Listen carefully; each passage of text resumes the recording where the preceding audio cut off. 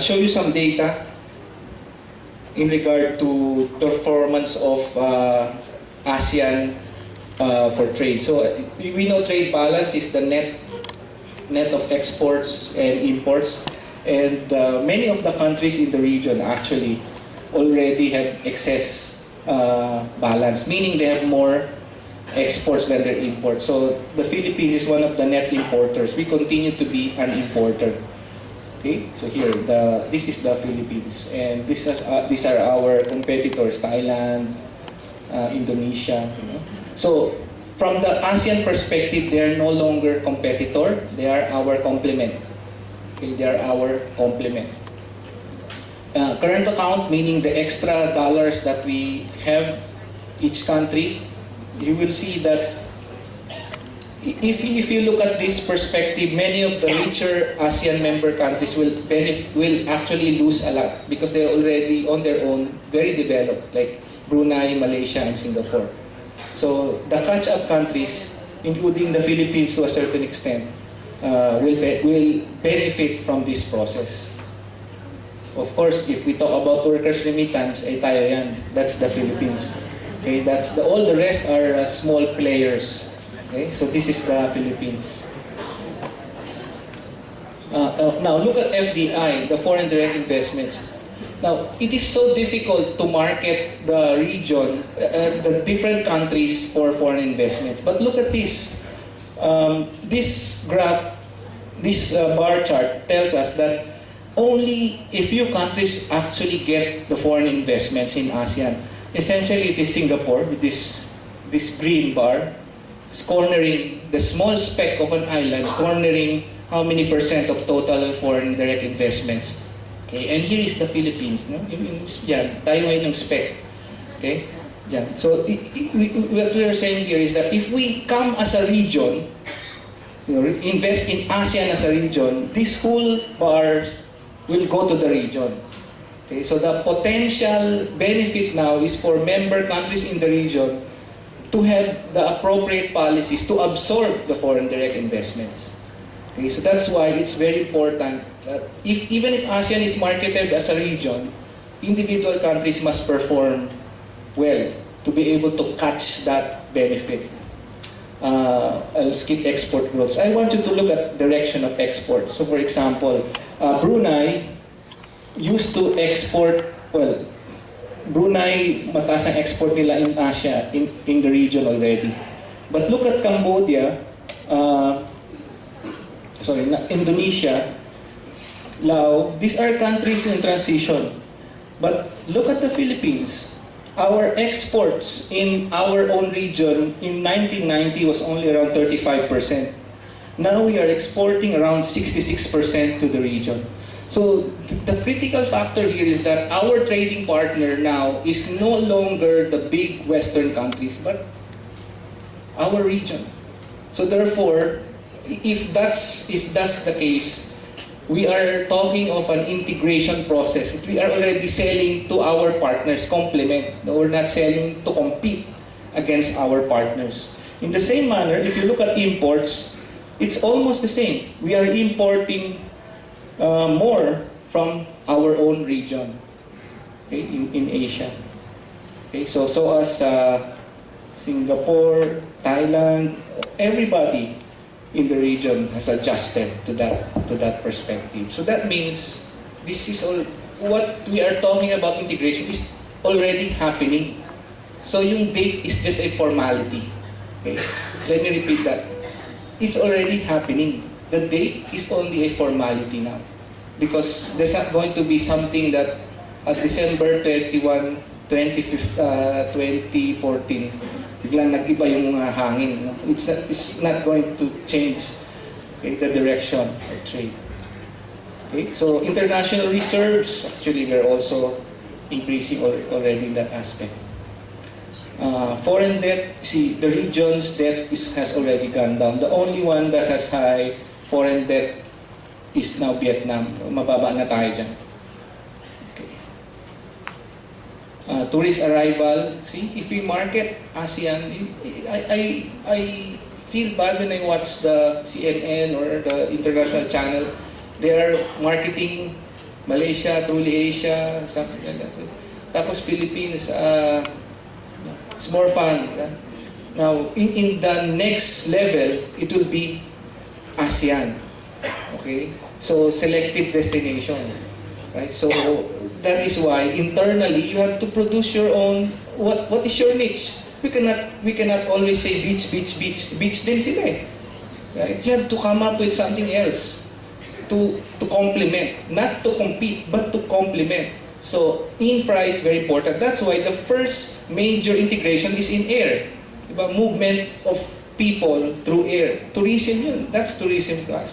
But look at our tourism number of tourist arrivals. Oh, less than 5 million. I think last year we close to almost 5 million last year. But that's a far cry from our neighbors. Okay, far cry from our neighbors. Okay, Vietnam, mas madami pa sa atin, saka Indonesia, Singapore, and this top of the line is Malaysia, and this yellow is Thailand. Okay? Thailand, ilang beses na nag-coup. Bakit pa din ang akyat? Come to think of it, what is it that brings the people there? You know, pagandahan lang ng beach, I think we can compete. Right? So what's the thing? There's something that they're looking for. Okay. So if we look at the Philippine context, so that's the reality right now. We are faced with an ASEAN integration that's already happening. It cannot be stopped. It's now a condition for us to compete by improving our own domestic capacities. So how do we improve our domestic capacities? Look at this situation. We are already in a growth path that is above the generational average. The Philippine generational average, I called it generational average from 1970 to 2010, 40 years, right? The generational average is only around 4%. But we're above that now. So that means we have broken that pattern. Sana we continue above 5% to even like 7% every year, right? But we continue to have large high poverty rates. Well, in the first half 2013 estimate of poverty, it gone down to 19%. First half, that's before the Yolanda tragedy. But we're hoping na kung tumaas man, it's not going to go back to 26-27%, right? But there are still threats, global environment.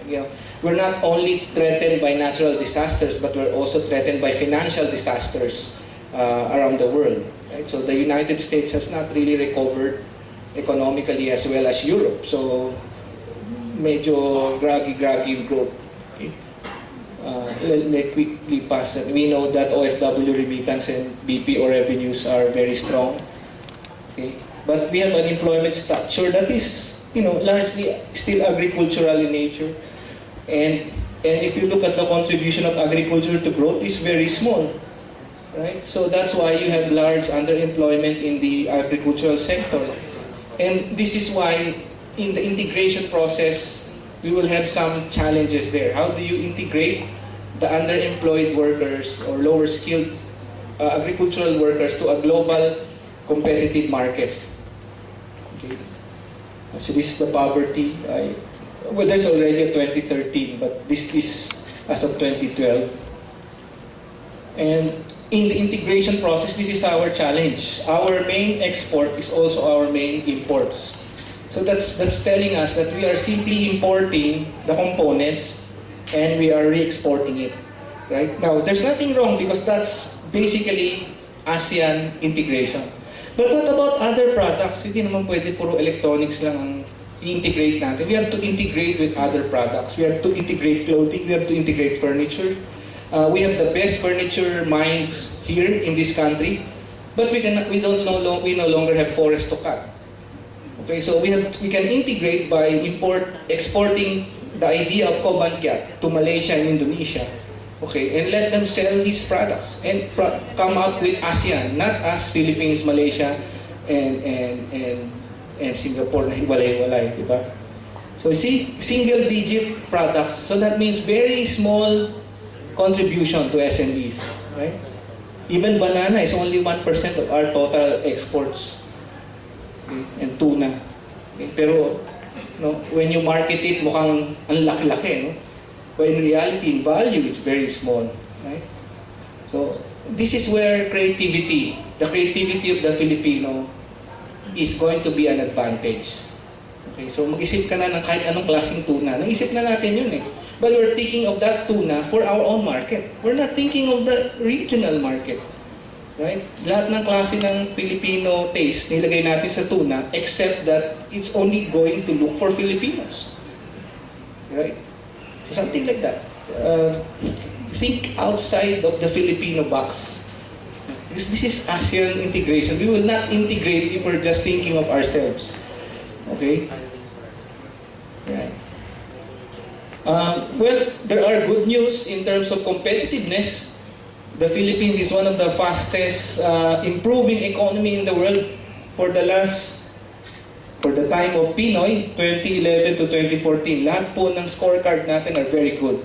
Okay, we are improving in business competitiveness, doing business. No, we're up 30 points, with 30 position. No? Okay, so these are part of the continuing trust in the global economy for the Philippines. The latest Philippine Development Plan update from the NEDA points to the need for adjustments in the light of the different structural difficulties of the country and regional disparities. And if you look at growth in this country, you will see that most of the growth concentrated in 4 to 5 regions. NCR Region 3, Region 4, and Region 7. All the rest are just contributing below 50% to the total growth. So you need to bring them up to the challenge of ASEAN integration. So you need strategies to have spatial and sectoral dimension. So hindi pwedeng sector, may iwan yung iba. So it's either you look at it from a sectoral perspective or spatial or both. Right? So you need the locally anchored service deliveries. This tells us that the role of the local government is very important in this new paradigm. And it must be area specific now. You're not going to talk about regions if we can bring it down to the province. That's why I said the local governments play a big role. The focus now is to adjust according to need. Okay, according to need. Okay? Then sectoral outcomes. When you talk about agriculture, you're not only talking about policies to improve output. You also have to talk about finance. You talk about access, environment, sustainability. So, meaning, you cannot talk of a sector only to improve that sector without looking at it from a complete dimension. Okay, so those are the biddings of the new updated development plan. Now, these are the recommendations of the PIDS. I'd like to show them to you if you agree or not. So, what the PIDS is recommending in the context of ASEAN integration is that we need to build capacity. And I think based on the presentation and the data, it's very clear. We need to build capacity to be able to catch up. Or else the benefits will be enjoyed only by a few of the sectors. And we need to comply with standards. So one of the adjustments we are doing now is the school calendar. So part of the standards adjustments. Okay? And catering to SMEs, testing laboratories, domestic laws and regulations. This takes some time, but we have to adjust, especially those that conflict with our commitments. And I think like what we are doing right now, we are doing information campaign to broaden the understanding of the process. And I think I will end there. So if you have any question, I'll be happy to answer. Thank you very much.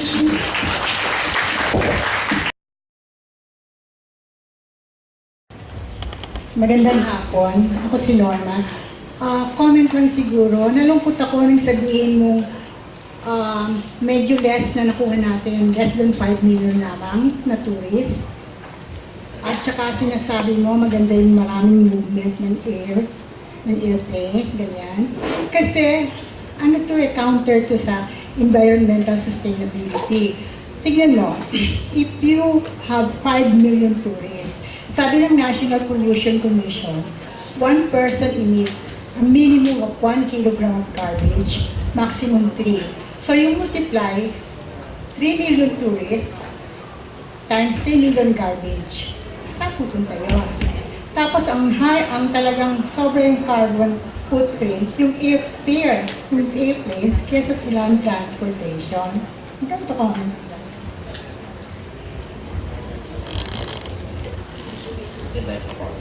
Okay, yeah, I understand from the point of view of environment. Okay, so that's well taken. But you have to look at it from a totality of benefits, right? So the problem with tourist garbage is not a question of the tourist per se.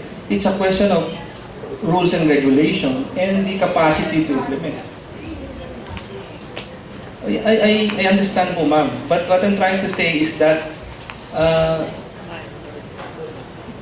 if you go to other countries, there are also garbage, right? And tourists also do that. But the process is it's not the tourist per se who will do it unless the rules and regulations are clear. So that's why I was saying kanina, the role of the local government is very important in this context.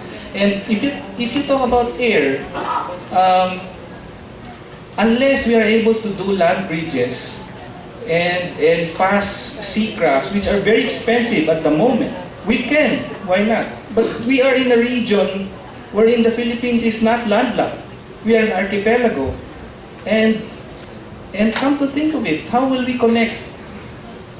Our shoreline is longer than the shoreline of the United States. They already have a big problem with guarding their coast. So, I'm not saying we're not going to protect the environment. We have to put some certain limits based on acceptable levels of regulation to do it. It's not a question of practicality or versus environment. It's a question of how will we be able to move into the integration process if we are isolated. That's the point. Okay, yes. Microphone. Maybe at the center.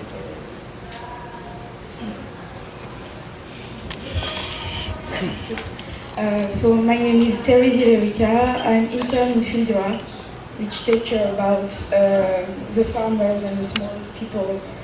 So I just want to bring some, because my research there is about ASEAN integration and less about ASEAN economic the community of the economic things. So for the next year.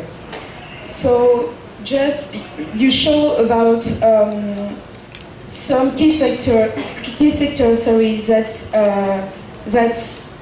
the ASEAN wants to has the ASEAN as declared to be key sectors. So but you miss about agriculture. So I don't know if you can come back to your whatever. So you didn't talk about the biotechnology research that they are taking.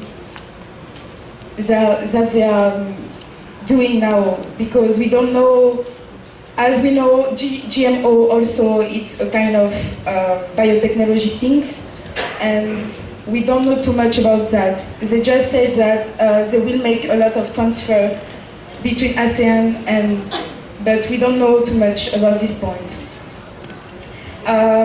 Since the beginning of the conference, I'm waiting just the world of small farmers, small holders, but I didn't hear this kind of world.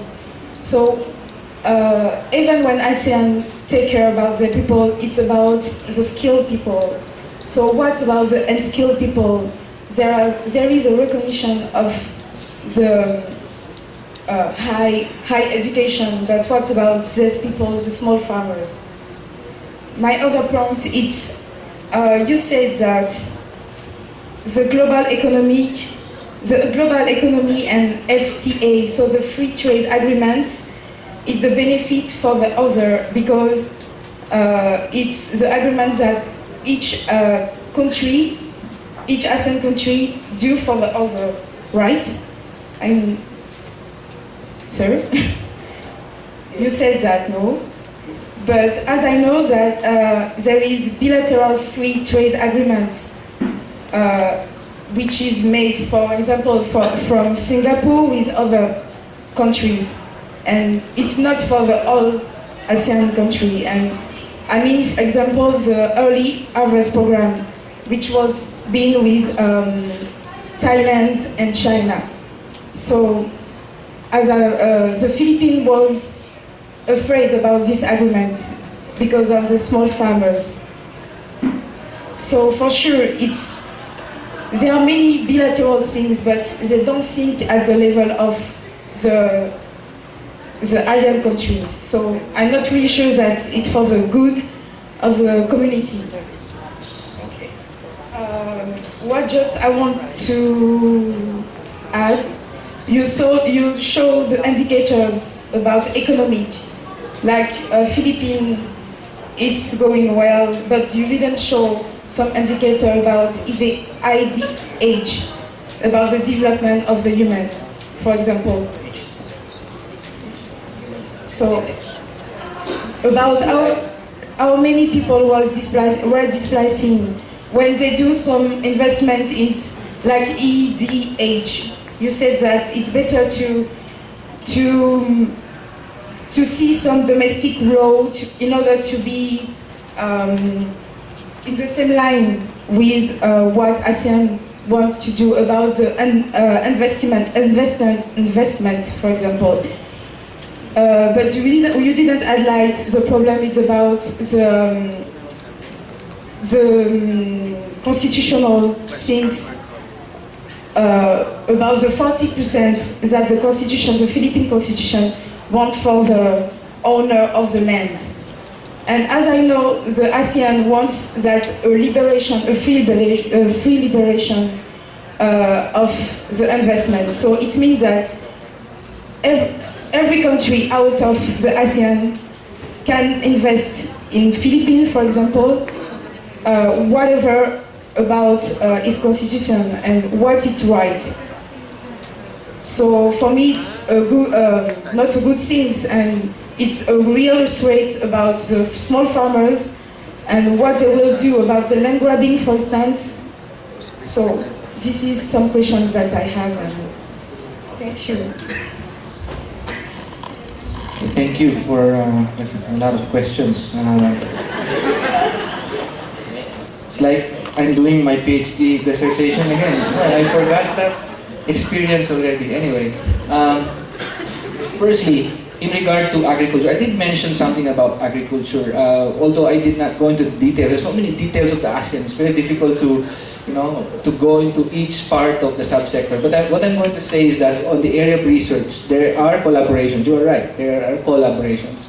But as you can see, in ASEAN, nobody forces anyone to do what everyone agrees, right? There is a non-interventionist policy. So if indeed there are agreements or there are findings in the research that would be disadvantageous to one country or another, it will not be an ASEAN agreement. It will always be a consultative process. So I think along that line, we're not going to be worried about the GMO and the likes, but there are real challenges that has to be faced.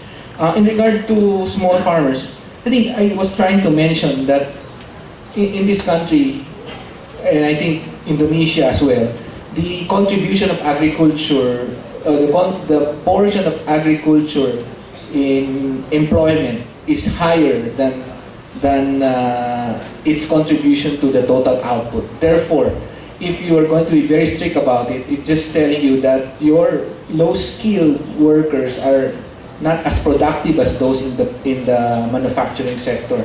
And that is why the domestic policies that I mentioned, you need to help adjust these local farmers, not only local farmers, but every sector that are not going to benefit because of their lower productivity.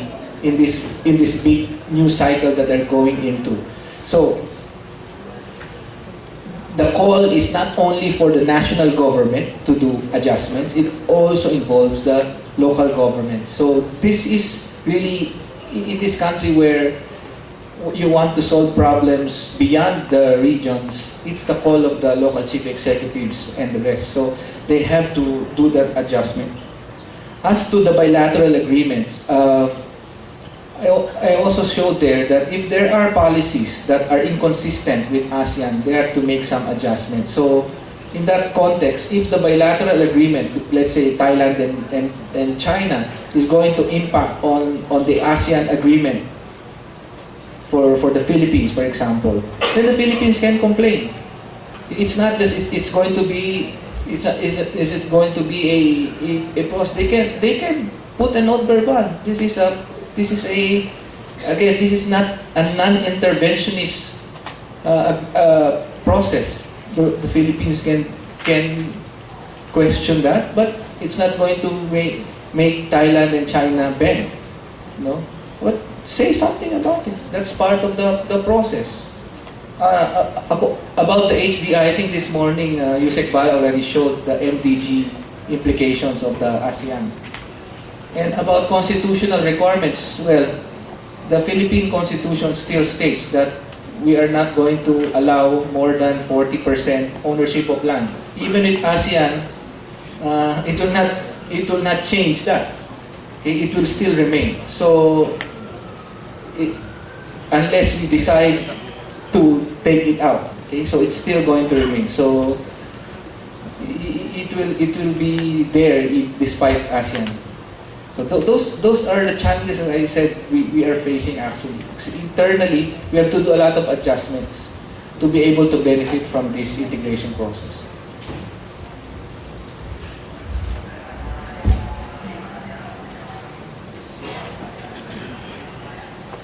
Other questions? Yes. Next one.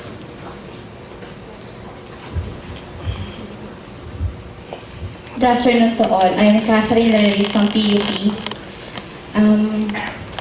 One vision, one identity, and one community.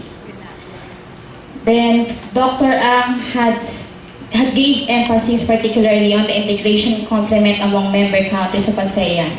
So for the 47th year of the association, is there any possibility or potential that the association will be able to have a common or unified currency just like the euro of the European Union and then the dollars of the United States of America?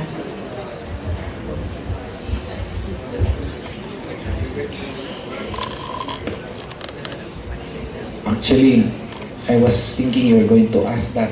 I think the bottom line there, based on the ASEAN Finance Ministers meeting, is that that's far from their minds. And at the moment, the lessons of the euro is making them think that it's not going to happen soon. Okay, it will take some time, and specifically because of the large disparity in economic development, unlike in Europe where they give time for the new members to adjust. So effectively, when you do that, the currency will be definitely, syempre gusto mo piso, no? But probably it's going to be the Singapore dollar because of the, probably, I'm not saying if that's going to happen. But it will take time because we don't even have a financial integration of the capital markets yet. So, kailangan mo na ma-integrate the capital markets. So, meaning, the stock markets have a smooth transition of trading from one product to another and investments market. So, we don't have that yet in the region. In fact, many of the countries in the region right now, they're grappling with the capital adequacy requirements. They have to raise it up first. So, that's not yet there. So that's why yun muna. And if that happens, then the next level, maybe 20, 30, they may be able to think about it, but not in the next 15 years. Thank you very much. Are there any other questions? So, wala na. Let us all acknowledge the contributions of the president. Thank you very much, sir.